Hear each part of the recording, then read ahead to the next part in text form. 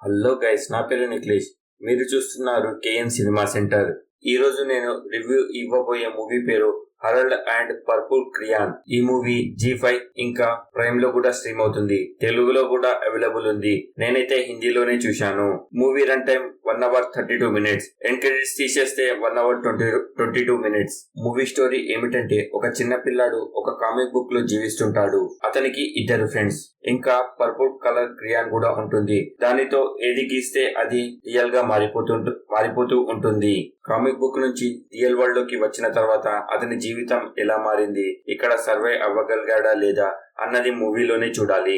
Minus points: movie మొత్తం 1 hour 32 minutes ఉన్న ఏదో 2 hours మీద ఉన్న మూవీ చూసిన ఫీలింగ్ వస్తుంది.